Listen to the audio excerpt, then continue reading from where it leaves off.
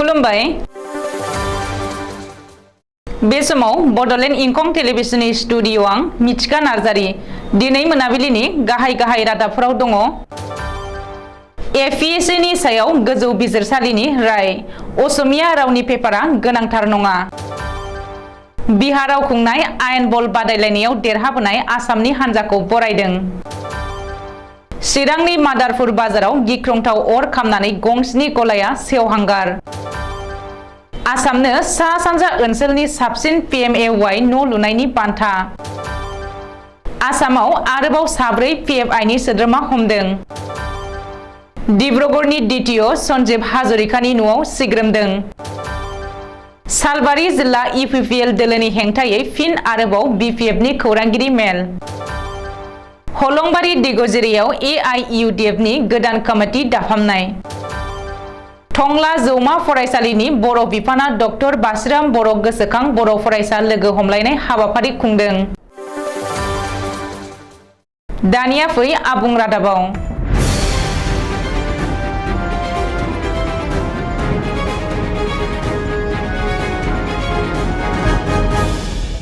Assam public service commission सुंद'यै APSC नि सायाव दिनै गुवाहाटी गोजौ बिजिरसालिया राय होबाय। गुवाहाटी गोजौ बिजिरसालियाव राय होनाय बायदिब्ला एपीएससी आनजादाव असमिया रावनि पेपारा गोनांथिथार पेपार नङा। मख'नो गोनांदि असमिया रावनि पेपारखौ एपीएससी आनजादाव गांसे गोनांथार पेपार महरै सिगांनिफ्रायनो बाहायबोदोंमोन। नाथाय गुवाहाटी गोजौ बिजिरसालिया नेवसिगारबाय आरो असमिया रावनि पेपारा एपीएससी आव गोनांथार नङा होननानै राय होबाय। बेजों लोगोसे 2020 मायथाइयाव खुंनाय एपीएससी आनजादनि रिजाल्टखौ असमिया पेपारखौ नागारनानै फोसावनो थाखायबो गोजौ बिजिरसालिया दिनै बिथोन होदों। मख'नो गोनांदि एपीएससी आव असमिया रावनि पेपारखौ गोनांथार पेपार महरै लानायखौ बोखारनो आसाम सोरखारनि केबिनेटआ थांखि लादोंमोन। नाथाय केबिनेटनि बे थांखिनि हेंथायै माखासे पिटिशन दाखिल खालामनायनि जुनै बे केसआ गोजौ बिजिरसालियाव थांदोंमोन। जाउनाव 2020 मायथाइयाव खुंनाय एपीएससी आनजादनि रिजाल्टखौ फोसावनो हायाखैमोन।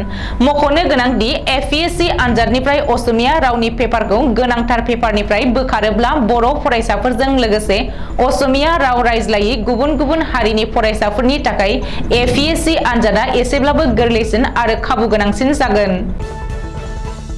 बिहाराव खुंफुंनाय आयेन बल बादायलायनायाव आसाम हान्जानि जानानै धेमाजि जिल्लानि गासै 9 गेलेगिरिफोर फारियै कमलेश्वर बसुमतारी, अमित गयारी, गेरेमसा बसुमतारी, आकाशजी मोसाहारी, रानी बसुमतारी, मैना बसुमतारी, मनिका बसुमतारी, सना मोसाहारी आरो प्रनाबिका पाटवारी बिथांमोनखौ दिनै धेमाजि जिल्लायाव गुबुन आफाद गौथुमफोरा दुंब्रुदै बरायो आरो मान बावदों।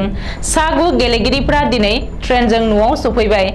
आसाम हान्जानि जाना गेलेहैनानै देरहासार जाबोनायाव जिल्लाजों लोगोसेनो हादरसानि मुंखौ सनानि हांखोजों लिरनानै गोग्गानाय लाबोनो हानाय गेलेगिरिफोरनि बे जाफुंसारनायखौ धेमाजि जिल्ला एबसु, सिमेन्ट दख'रा एबसु, आबोब, सा सानजारि नोगोर दख'रा एबसु आरो बारग' NDFB नि दैदेनगिरिफोरा धेमाजि जिल्ला एबसुनि मावखुलियाव दुंब्रुदै बरायो।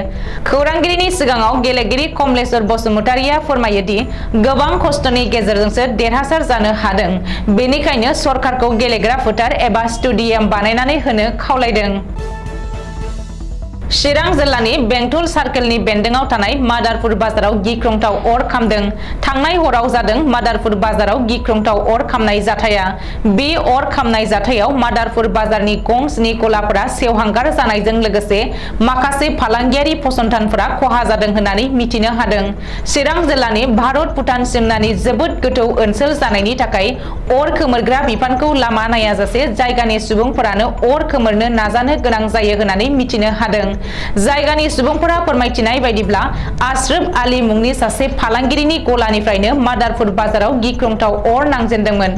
मोब्लिब सर्ट सार्किटनि थाखायनो बे गिख्रंथाव अर खामनाय जाथाया जायो आरो उननि समाव माखासे गलाफोराव नांहैयो होननानै जायगानि सुबुंफोरा बुंदों।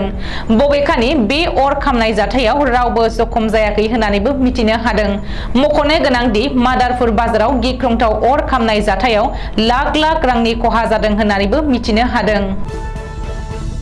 मिरु सरकारनि न' लुफुंनाय आरो नोगोर जौगाखां बिफाना आसामनो PMAY न' लुफुंनायाव साबसिन दिन्थिफुंनायनि थाखाय बान्था होदों। गुजरातनि राजघाटआव बुधबारखालिनिफ्राय सानथामनि हाबाफारिजों खुंनाय इन्डियान हाउसिं कनक्लेवआव आसामनो बे जर'खा बान्थाखौ होदों आरो बे बान्थाखौ आजावदों आसामनि हाउसिं एन्ड आर्बान एफेयार्स मन्थ्रि अशोक सिंखाला आरो बे बान्थाखौ आजावनायनि उनाव मन्थ्रि अशोक सिंखाला आसामा नोगोर ओनसोलाव साबसिन PMAY न' बानायनायनि बान्था मोननो हानायनि थाखाय आसामनि गासैबो बिफानारिफोरखौ साबायखर होदों। मख'नो गोनांदि गाहाय मन्थ्रि नरेन्द्र मदिया बेखेवनानै होनाय बै सन्मिलनाव मन्थ्रि अशोक सिंखालनि दैदेननायाव आसामनि मोनसे हानजायाबो बाहागो लाहैदों। बे सन्मिलनखौ बेखेवनाय हाबाफारियाव मिरुनि हाउसिं एन्ड आर्बान एफेयार्स मन्थ्रि हरदीप सिंह पुरी आरो बिफानारि रायजो मन्थ्रि कौशल सिसराबो बाहागो लादोंमोन। बे सन्मिलनाव हाउसिं आरो आर्बान एफेयार्स बिफाननि गुबुन गुबुन बिथिङाव मोजाङै दिन्थिफुंनो हानाय रायजोफोरनोबो बान्था गथायनाय जायो। रायजोआव आरोबाव साब्रै PFI सोद्रोमा हमजादों। कामरुप जिल्लानि बेन्दोंआव थानाय नगरबेरानि गुबुन गुबुन ओनसोलाव होबथानानै दोनजानाय आफाद PFI नि हेंथायै कामरुप पुलिसनि गोख्रों अपारेशन। दिनै फुङाव सोरांसि खालामनाय बे अपारेशनाव PFI नि साब्रै सोद्रोमाफोरखौ कामरुप पुलिसआ हमनो हादों। दिनै फुङाव पुलिसआ हमनो हानाय गुबुन साब्रै PFI सोद्रोमाफोरखौ नगरबेरानि नजरुल इस्लाम, नगरबेरा पहालथारिनि हाफिजुल इस्लाम, नगरबेरा तुपामारिनि रफिकुल इस्लाम आरो गरायमारिनि साइफुल इस्लाम होननानै सिनायथिनो हादों।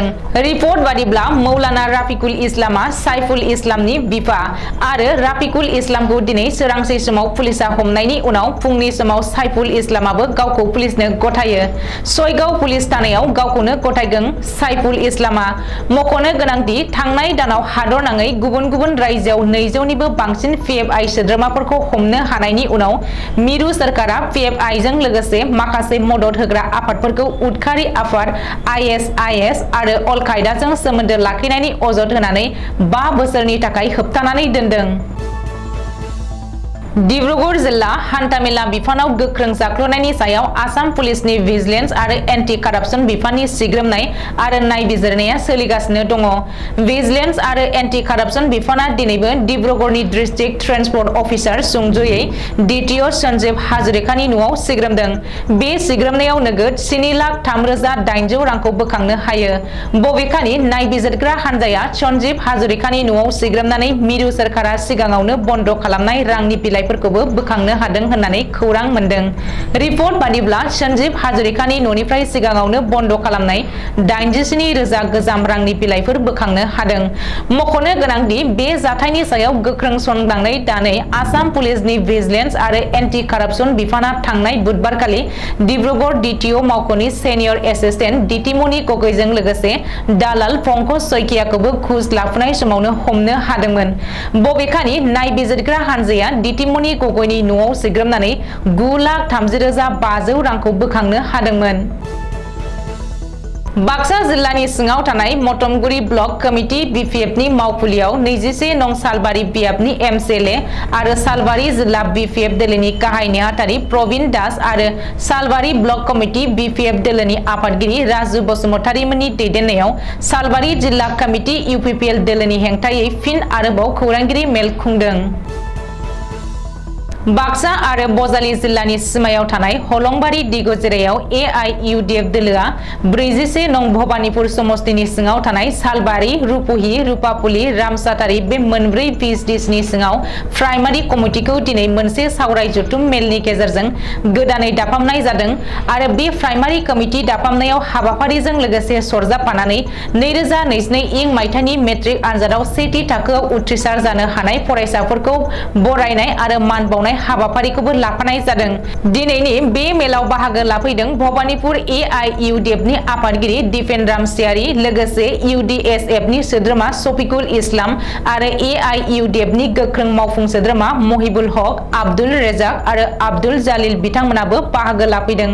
दिनैनि मेलखौ लानानै AIUDF नि आफादगिरि दिपेन रामसियारि बिथाङा खौरांगिरिनि गेजेरजों फोरमायदों दि 41 नं भबानिपुर समस्तियाव दिनै मोनब्रै प्राइमारि कमिटि दाफुंदों आरो आरो बे हाबाफारियाव बिटिएडि ओनसोलनि मोनब्रै प्राइमारि कमिटिनिफ्राय थोजासे सुबुंफोरा बे मेलाव बाहागो लानानै हेफाजाब होफैदों होननानै फोरमायदों आरो बिथांमोननो साबायखर जासिदों। एआइइउडिएफ हानजाया मोजाङै मोजां गुबुन दोलोनिफ्रायबो बांसिन दावगालांनो हायो, बेनो एआइइउडिएफनि गुबै थांखि होननानैबो बुंदों आरो लोगोसे बुंबावदों दि एआइइउडिएफआ गावनिखौल' सानग्रा मोनसे हानजा नङा। जायफोर राजनीतिक हानजाया एआइइउडिएफ दोलोखौ बेबायदि सानदों एबा बुंदों बिथांमोना एआइइउडिएफ हानजानि सोमोन्दै जेबो मिथिया होननानै फोरमायदों। बेनिखायनो दिपेन रामसियारि बिथाङा एआइइउडिएफ हानजाखौ जायफोर राजनीतिक हानजाया कम्युनेल पार्टी होननानै बुंदों बिथांमोनखौ एआइइउडिएफ दोलोनि सोमोन्दै नायबिजिरनो थाखायबो खावलायदों। थांनाय समाव भबानिपुर समस्तियाव जालांखांनाय बिसायख'थियाव 500 बर' सुबुंफोरा एआइइउडिएफ दोलोआव हाबदोंमोन आरो दिनै बेखौनो खौरांनि गेजेरजों मिथिहोनाय जायोदि क'क्राझार लकसभायाव 500 हिन्दु सुबुङा एआइइउडिएफ हानजायाव जयेन जादोंमोन। एआइइउडिएफ हानजाया कमिटि दाफुंदों आरो बेनि उनाव फैबाय थानाय बिसायख'थिनि थाखाय आवगायलांगोन होननानै बुंदों आरो एआइइउडिएफ हानजाया मेट्रिक आनजादाव सेथि थाखोआव उथ्रिसार जानो हानाय फरायसाफोरखौ बरायनाय आरो मान बावनाय हाबाफारिनि गेजेरजों बे हानजाया सोलोंथाइनि फारसे गोख्रों मोनसे दिग लांदों होननानैबो फोरमायदों। उदालगुरि जिल्लानि टंला जौमा फरायसालि दालाइ एबसु आरो टंला जौमा फरायसालि बर' बिफाननि डक्टर बासिराम बर' गोसोखां आफादनि जथाइ बानजायनायाव दिनै उदालगुरि जिल्लानि सिङाव थानाय गुबुन गुबुन जौमा फरायसालिनि बर' फरायसाफोरखौ लोगो हमलायनाय हाबाफारि खुंदों। टंला जौमा फरायसालिनि गेलेग्रा फोथाराव टंला दालाइ एबसुनि आफादगिरि बुलबुल बर'नि आफाद सामलायनायाव खुंनाय गेवलां मेलखौ बेखेवनानै होयो जौमा फरायसालिनि बिबुंगिरि डक्टर रिता बर'आ। गाहाय आलासि महरै बाहागो लायो दुलाराय बर' फरायसा आफादनि नेहाथारि आनन्द दैमारिया। बिथाङा आथिखालनि फरायसाफोरखौ बिजाब फरायनाय हुदाखौ बांहोनानै साफा साफा गुनि गियानि आरो गिदिर मानसि जानो खावलायो। बे मेलाव जौमा फरायसालिनि बिबुंगिरि प्रमिला बर', नृपेन बर', सिमेश्वर बर' आरो शैलेन्द्र ब्रह्मजों लोगोसे जिल्ला एबसुनि गोबां दैदेनगिरिफोरा बाहागो लायो। दिनै मोनाबिलिनि रादाबा एसेनोसै। गोजोन्थों।